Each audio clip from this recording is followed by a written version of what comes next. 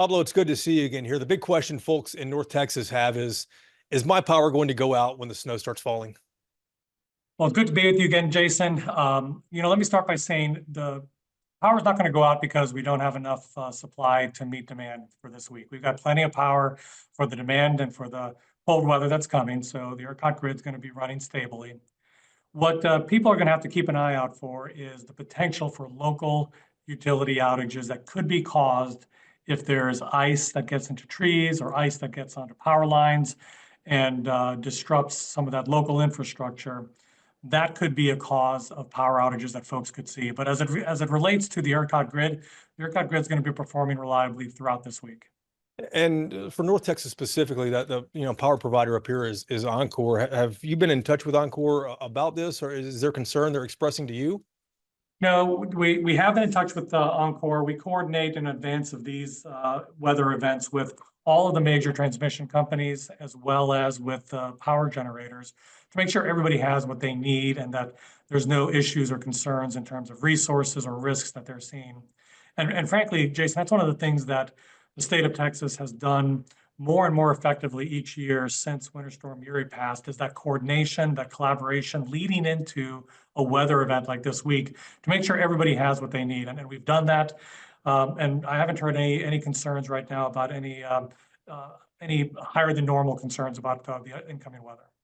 We think about what happened 4 years ago with Winter Storm Uri, and weatherization at power plants was a big problem. The state and ERCOT have worked hard on trying to get power plants to wrap their pipes. How far along are we on that process, especially on these power generating stations that are going to be in the middle of the storm? Yeah, we're pretty far into that process already. Just for this winter already, we've already inspected upwards of 160 power plants and transmission facilities. We'll get to nearly 170 more this month, and we'll continue through February. We try to do at least a third of all the power plants in the state of Texas, in ERCOT, during each winter cycle, and we usually do more than that. And so we're well into the inspection process. I can tell you they've been going really well so far.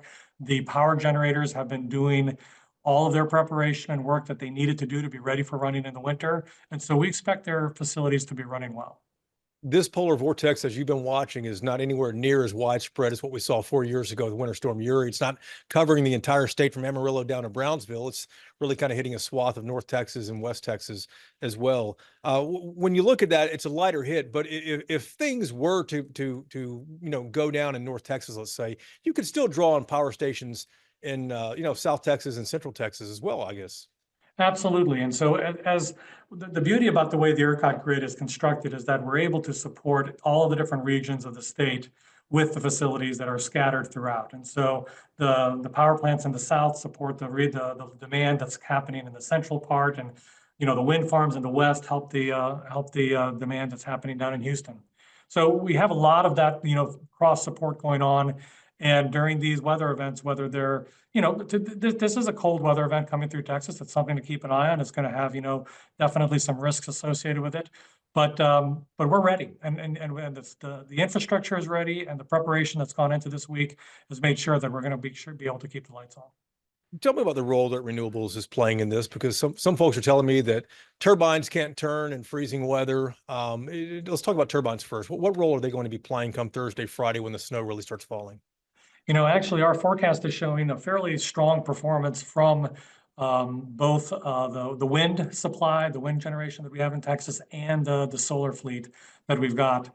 Now, it's going to be, solar on Thursday and Friday is going to be a little bit muted because of the cloud cover and the precipitation, but it's still going to be a meaningful part of the mix, as will wind.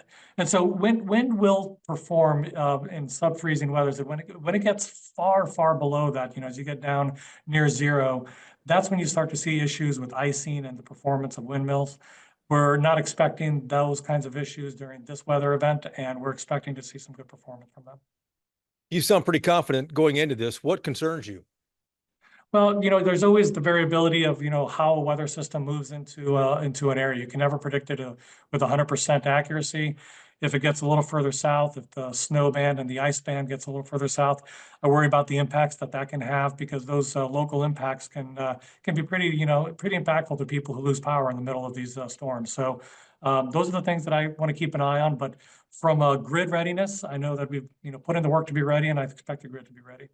I'm curious about two other quick things too. The first is, how do you prevent companies from gaming the system like we saw in 2021 and maybe keeping some of their power stations offline to raise the price that we all pay in the market?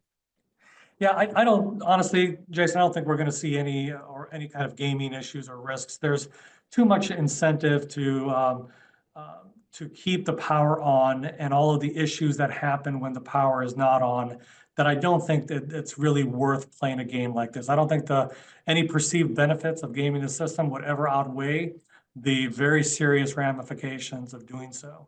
And so I think from pipeline all the way through electricity production at the power plants and everything in between, we're going to see the best performance of those companies along that path, and I don't expect we're going to see any issues like gaming.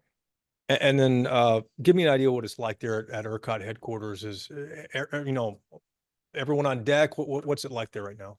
Yeah, when we get ready for events like this, we do a few things. Coming into Thursday, when we're going to see more of the precipitation coming in, we'll actually hold over people, an additional complement of people, in case roads become difficult to drive on, and we don't want to ever be short of the needed personnel in order to deal with the core control operations that we have. So you'll see cots getting pulled out of storage areas. You'll see, extra orders of food being brought in for people that are working overnight, and more people that are going to be staying overnight on a night like a Thursday night. That's our typical response when we get into these kind of weather events. We make sure we've got enough people to do what we need to do and make sure that we can always support the needs, irrespective of, how difficult it is to drive around the state. And when it comes to, let me just reverse back to one thing we started with here too. If there might be any outages, you think these outages would be local because of perhaps utility line issues, et cetera? Yeah, the high likely issues that we might see during a weather event like this are going to be icing related outages, which is ice forming on branches breaking and falling into power lines, or potentially ice forming on power lines and weighing down the lines and breaking. Those would be local utility issues where I would suggest if somebody has a power outage, go either to your local utility company's website or go to the public utilities. It's puc.texas.gov. Right on the front page, it has a storm tracker and an outage map, and you can see and get access to know where you need to go to report outages and get information about outages. Finally, last question before I let you go here. The number of or percent, give me a percentage of the plants that will be offline compared to those that will be online because of the routine maintenance offline for stuff like that.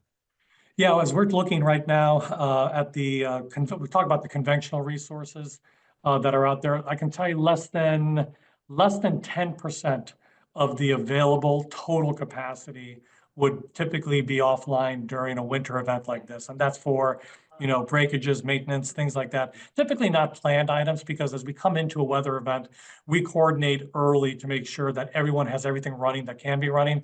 But if something's in a long-term repair cycle, then it won't be performing, and it'd be less than 10% of the capacity. Good deal. Pablo, good luck to you guys. Really appreciate you making the time for us. You bet. Thanks, Jason. Good talking with you.